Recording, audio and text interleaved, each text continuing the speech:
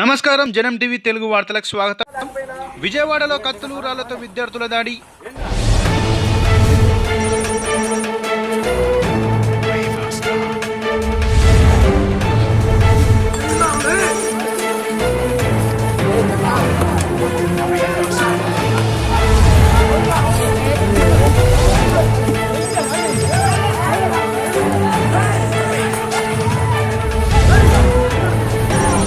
వివరాల్లోకి వెళ్తే నగరంలో కత్తులు రాళ్లతో దాడులు చేసుకుని యువకులు వీరంగం సృష్టించారు.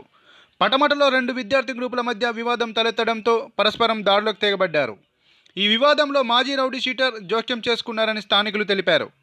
ఇరు వర్గాలు కత్తులు, కర్రలు, రాళ్లతో పరస్పరం దాడులు చేసుకోవడంతో విజయవాడ పటమట వాసులు తీవ్ర భయాందోళనకు గురయ్యారు.